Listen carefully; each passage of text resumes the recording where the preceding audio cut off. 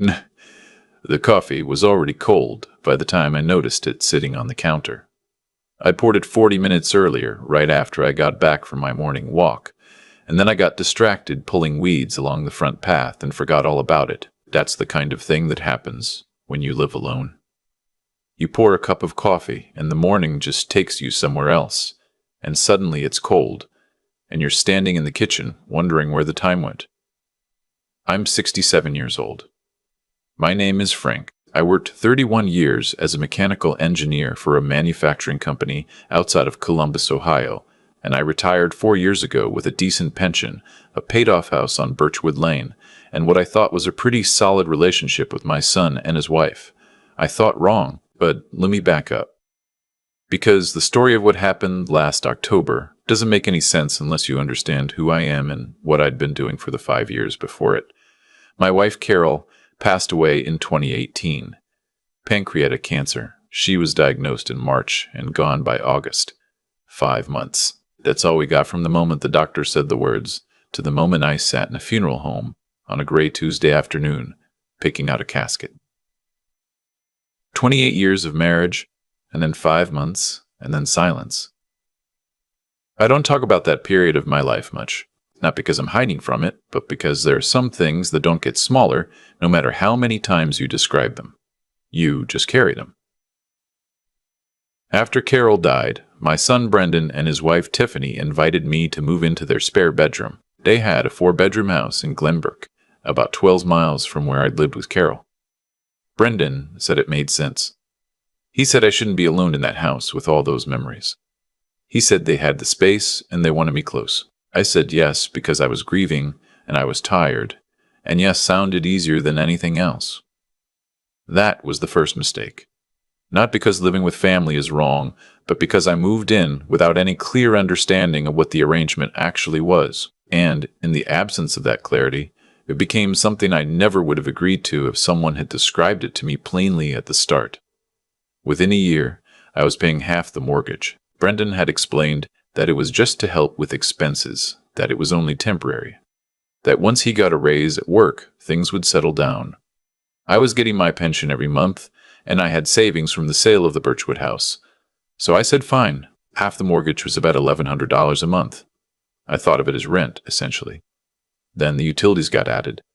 Then the groceries. Tiffany had a habit of doing one big grocery run every week and leaving the receipt on the kitchen island. And somewhere along the way, it became understood that I would cover it. $400, sometimes $500 a week, for a household of 3 adults and 2 kids. My grandchildren, Owen, who was 9, and Lily, who was 6. I love those kids. I want to be clear about that. Owen and Lily were the best part of my days in that house. Owen was obsessed with dinosaurs and could tell you the difference between a Brachiosaurus and a Diplodocus with the serious authority of a tenured professor. Lily drew pictures on construction paper and taped them to my bedroom door. I still have a stack of them in a folder in my closet, a crayon drawing of a dog, even though we didn't have a dog. A house with a rainbow above it. A stick figure she labeled Grandpa with a crown on his head. I was not going to let anything that happened between me and their parents touch what I had with those 2 kids. That was non-negotiable from the start, and it stayed that way. But I'm getting ahead of myself. By the 3rd year of living in that house, I was covering roughly $300 a month in household expenses, mortgage, utilities, groceries, and various things that came up. Tiffany's car needed new tires. The backyard fence needed replacing. The furnace went out in January, and the repair bill was $2,200, and Brendan looked at me across the kitchen table with an expression I'd come to recognize, a kind of patient waiting, like a man sitting at a toll booth, and I wrote the check. I also drove. Brendan worked from home most days, and Tiffany's job was a 20-minute commute, so she had the car in the mornings. If Owen or Lily needed to be somewhere, school pickup, a doctor's appointment, a birthday party, I was the one who took them. Which I genuinely didn't mind. I told you, I love those kids. But I want you to understand the full picture of what my life looked like inside that house, because what happened in October needs that context. I cooked 3 or 4 nights a week. I did yard work on weekends. I took the trash to the curb every Tuesday and Friday. I was not a guest in that house. I was, in every functional sense, a member of the household staff who also happened to be paying rent. And I told myself it was fine. I told myself this is what family does. I told myself Carol would want me to be there for Brendan, to be present for the grandkids, to not be stubborn about money when I had enough to give. Carol was generous. She was the most generous person I ever knew, but she also had a spine made of something close to steel, and I think she would have said something to me about what I was allowing to happen. I think she would have sat me down and said, "Frank, there's a difference between generosity and being taken advantage of, and you need to figure out which one this is." I didn't figure it out until October. It was a Thursday evening, the second week of the month. I remember because I'd just paid the monthly expenses 2 days before, the full amount, and I was sitting at the kitchen table with a cup of tea going through some paperwork from my financial advisor. Nothing dramatic, just reviewing accounts, making sure everything was in order. Tiffany came into the kitchen and opened the refrigerator. She stood there for a moment staring into it, the way people do when they're not really looking for anything, but they're also not ready to stop standing in front of the refrigerator. Then she said, without turning around, "We need milk, and I think we're out of the good orange juice." I looked up. "I can pick some up tomorrow." She closed the refrigerator and turned around and leaned against the counter with her arms crossed. She was 39 years old, and she had the kind of face that was pretty when she was relaxed and something harder when she wasn't. She wasn't relaxed right now. "Actually," she said, "Brendan and I have been talking." I put my papers down. "We've been talking about the arrangement here," she said. "And honestly, Frank, it's getting to be a lot, having another adult in the house. The kids are getting older, and they need their space, and Brendan and I need our space, and it's a lot." I didn't say anything. I was waiting to hear where this was going. "We think it might be time to look at other options," she said. "For you." There it was. "Other options," I repeated. "There are some really nice senior communities in the area." Brendan looked at a few of them. "They have activities and, people your own age. It would be good for you." I want to tell you exactly what I felt in that moment, because I think it matters. I didn't feel sad. I felt something that took me a moment to identify, and when I identified it, it surprised me a little. I felt embarrassed. Not for myself. For her. For the fact that she was standing in a kitchen that I had been largely funding for 3 years, leaning against a refrigerator that I had stocked probably 700 times, telling me that I had become inconvenient. "Does Brendan know you're having this conversation with me?" I asked. "We talked about it together," she said. "We're on the same page. I'd like to hear that from him." She pushed off the counter and walked out of the kitchen without another word. Brendan came in about 10 minutes later. He sat down across from me at the kitchen table. He was 42, my son. And he had my coloring and his mother's eyes, and in that moment he could barely meet mine. "Dad," he said. "Go ahead," I said. He cleared his throat. "Look, it's nothing personal. It's just that, with the house and the kids and everything, having you here has kind of become, it's a lot to manage." "A lot to manage," I said. "You know what I mean." "I'm not sure I do, Brendan, because from where I'm sitting, I've been covering more than half the costs of running this house for 3 years. I pick up your kids from school. I cook dinner 4 nights a week. I redid the back fence in July. So help me understand what exactly is such a burden about my being here." He flinched at the word. "Good. It's not about money," he said. "Then what's it about?" He was quiet for a moment. Then he said, and I want you to hear this clearly, because these are his exact words. "You're just always here, Dad. It's like we can't have our own life with you constantly around. Constantly around. In the house I was paying for. Cooking the food I was buying. Always there." I nodded slowly. I picked up my papers and my tea, and I said goodnight, and I went to my room, and I closed the door, and I sat on the edge of my bed in the quiet for a long time. I wasn't going to cry. I was past crying about things like this, but I sat there for a while, just breathing. the way you do when something lands hard and you need a minute before you can move. Here is the thing about being in your 60s and having lived through real loss. You develop a very clear sense of what matters and what doesn't, and more importantly, what you will and won't allow. I had sat in a hospital room and watched the woman I loved more than anyone in the world disappear piece by piece over 5 months. And I had held her hand at the end, and I had kept breathing, and I had kept going. That had not broken me. This was not going to break me either, but it was going to change things. I didn't say anything the next morning, or the morning after that. I was polite at breakfast. I took Lily to her piano lesson on Saturday. I helped Owen with a school project about the water cycle on Sunday afternoon. I was exactly who I had always been in that house. But I was also thinking very clearly. I had, over the course of 3 years, contributed what I calculated to be just over $136,000 to the running of that household. I had kept no receipts, signed nothing, had no documentation of any kind, because it had never occurred to me that I would need documentation. It was family. You don't keep receipts on family.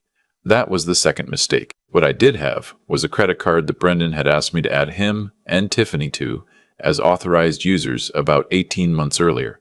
The explanation at the time was that it would make household purchases easier, so they could buy things without having to ask me for cash or a check each time. I'd agreed because it seemed reasonable, and because at that point I was still operating under the assumption that we were a functional family unit with aligned interests. I pulled up the credit card statements on my laptop that Sunday night. I am not a dramatic person. I don't exaggerate for effect, and I don't catastrophize. So when I tell you what I found on those statements, I want you to understand that I am giving you the plain facts. Over the previous 4 months, Brendan and Tiffany had charged approximately $9,400 to that card. Some of it was household purchases. I could see the grocery store, the hardware store, the kids' school supply runs. That was fine. That was what the card was supposed to be for. But there were other charges. A spa in downtown Columbus charged 3 times over 2 months, totaling $680. A restaurant I'd never heard of, twice, once for $310 and once for $290. A hotel in Scottsdale, Arizona that I had to look up because I didn't recognize the name, for 2 nights in September, $847. And then, at the bottom of the most recent statement, a charge from a travel agency that stopped my scrolling entirely, $23,400. I stared at it for a long time. I clicked on the details. It was a travel package. 2 weeks in Italy, Florence, Rome, the Amalfi Coast. Business class flights. 4-star hotels throughout. Booked for 2 adults, departing in late January. I had not been invited on this trip. I had not been consulted about it. I had not even known it was being planned. I had, however, apparently agreed to pay for it. I closed the laptop and sat back in my chair. I thought about Tiffany in the kitchen telling me that having me there was a lot.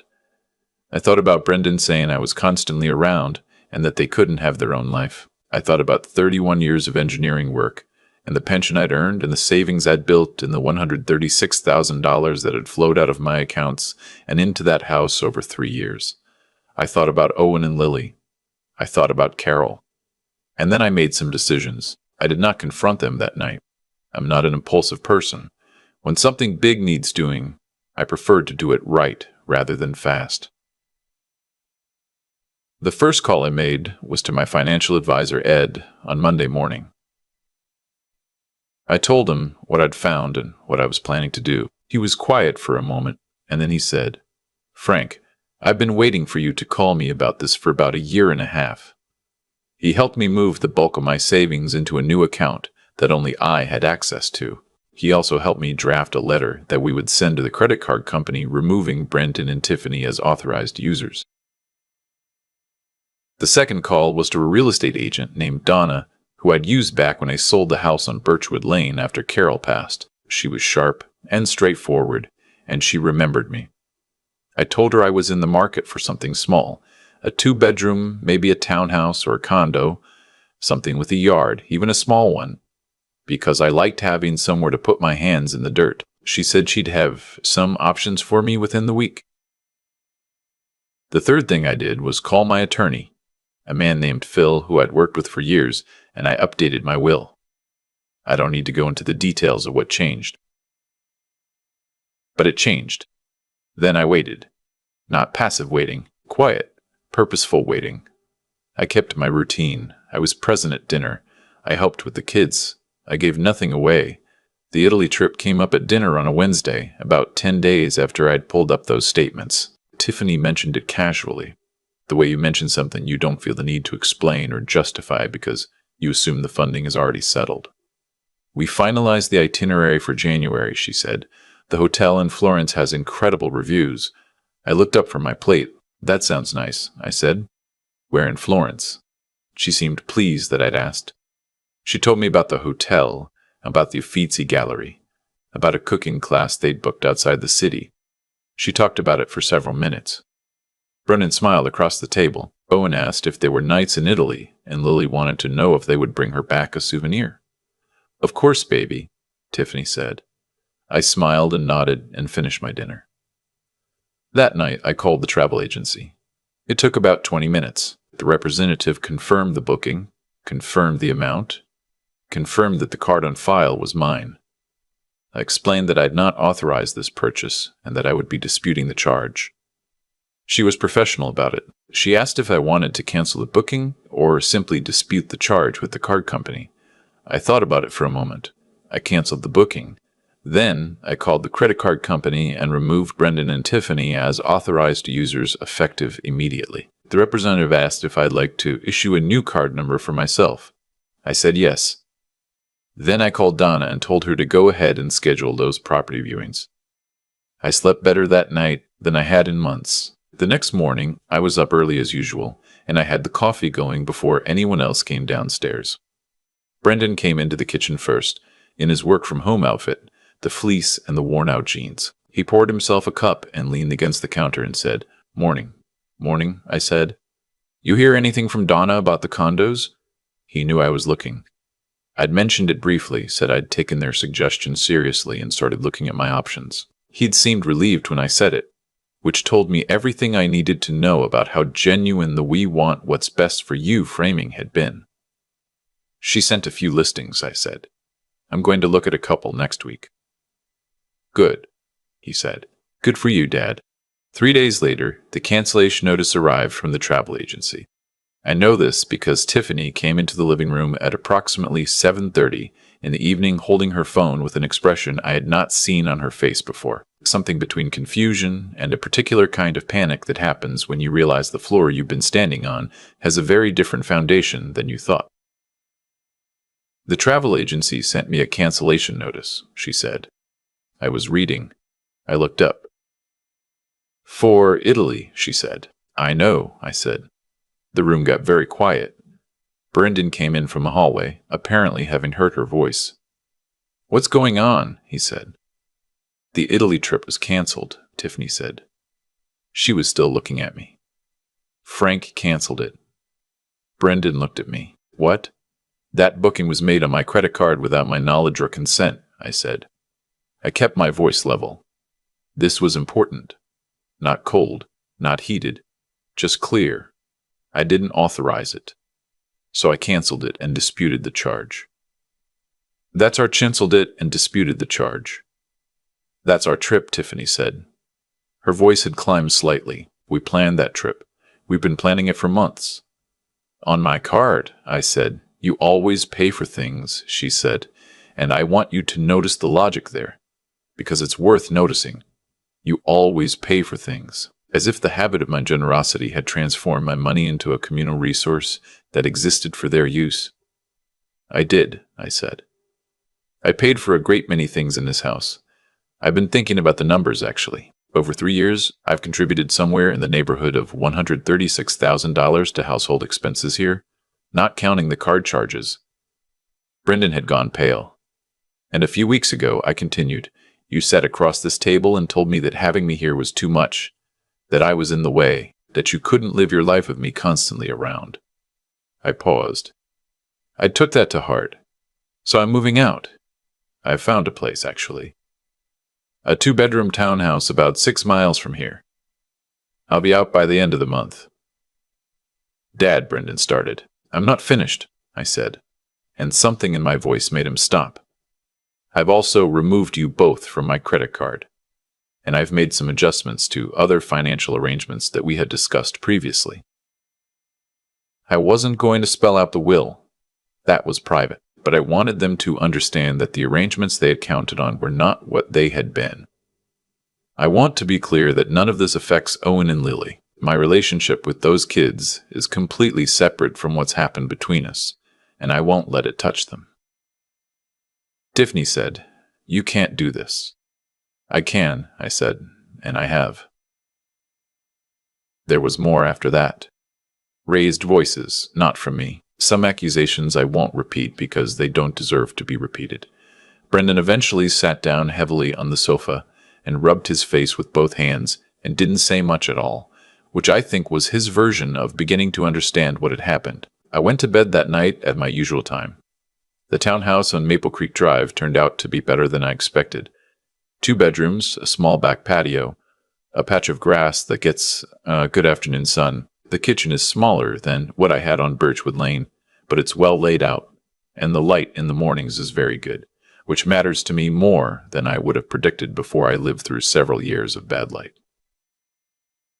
I moved out on the 28th of October. Brendan helped me carry boxes silently, which I thought was both the least he could do and something he didn't have to do, and I noted it. Owen cried a little when I left, which was the hardest part. I held him for a long time in the driveway and told him that I was only 6 miles away and that I expected him to come over and tell me more about the Cretaceous period as soon as I got my living room set up. He wiped his nose on his sleeve and said okay. Lily gave me a drawing she'd made the night before. A stick figure with a crown and a new house beside it, and a sun in the corner. I have it on the refrigerator at Maple Creek Drive. It's been 7 months since I moved out. Brendan and I have had 2 real conversations since then. Not warm ones, but honest ones. He knows what happened and why. He doesn't fully accept his part in it yet, but I think he's working on it. Tiffany has not reached out. Owen and Lily come over every other weekend. I pick them up on Saturday morning, and we go to the Science Museum, or we make pancakes, or we just sit in the backyard, and Owen tells me things about prehistoric creatures, and Lily draws pictures at the kitchen table. 2 weeks ago, Owen found a spider web in the garden and spent 45 minutes lying on his stomach in the grass, observing it while I read in my chair beside him. And I thought, this is a good life. This is a genuinely good life. I want to say one thing to anyone listening who is in a situation like the one I was in. Generosity is a beautiful thing. I don't regret any of the money. I regret that I allowed the terms of the arrangement to drift so far from what any reasonable person would call fair, and I regret that I didn't trust my own read of the situation earlier. I knew something was wrong before that conversation with Tiffany. I'd known it for a while. I just told myself a story about family and what family requires of you, and I kept revising that story every time something happened that should have been a signal. Your children becoming adults doesn't mean you owe them your retirement. Loving your family doesn't mean funding a lifestyle they haven't earned. Being generous is not the same thing as being a resource. And when someone tells you explicitly that your presence is a burden and that you are in their way, believe them. Not because they're right about you, but because it tells you exactly where you stand. I poured a fresh cup of coffee this morning, and I drank it while it was still hot.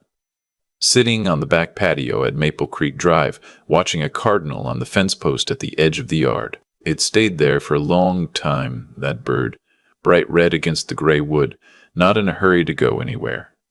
Neither am I. I've had 7 months now to sit with everything that happened, and the thing I keep coming back to isn't the money. It's not the $23,000 trip or the $136,000 or any of the numbers I added up on a Sunday night at my kitchen table. The thing I keep coming back to is a much simpler question. How did I let it go on that long?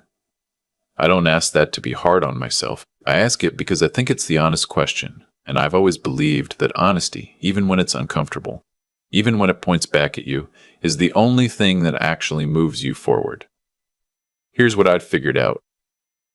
I confused generosity with responsibility. I told myself a story where being a good father meant never saying no, never drawing a line, never letting Brendan feel like my help had conditions.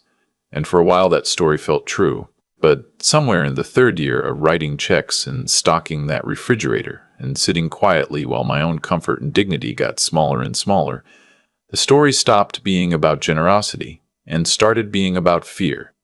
Fear of being difficult. Fear of being the old man who makes things complicated.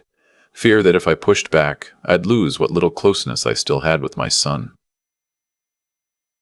That fear cost me more than $136,000.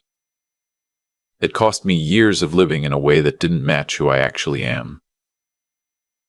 What changed wasn't anger. I want to be clear about that. When Brendan sat across that table and told me I was constantly around, I didn't feel rage. I felt clarity. There's a difference. Rage makes you act fast and sloppy. Clarity makes you act slow and right. I went to my room, I sat on the edge of my bed, and I made a decision. Not to punish anyone, but to stop participating in an arrangement that had quietly stopped being fair. Every action I took after that night was the direct result of choices that had been made for years before it. Tiffany didn't book a $23,400 trip on my card because she was a bad person in that one moment. She did it because the pattern of the previous 3 years had taught her, reasonably, that there would be no consequences. I had created that pattern. And so it fell to me to change it. Brendan is working through something now that I think is genuinely hard for him. He's 42 years old, and he has to reckon with the fact that he allowed his father to be used and said nothing. That's not easy to look at in yourself. I'm not rushing him through it, but I'm also not going back to who I was in that house. Owen came over last Saturday. He's 10 now, and he spent 40 minutes in my backyard studying a spider web, completely absorbed, narrating his observations to me in a serious voice while I sat in my chair with my coffee, actually hot this time. And I thought about Carol, and I thought about the life I almost spent down to nothing, trying to hold on to something that was slipping away from me anyway. And I thought, this is what it looks like when you finally stop shrinking. The cardinal is back on the fence post this morning. Same bird, I think. Or maybe a different one. Either way, it's not in any hurry. Neither am I.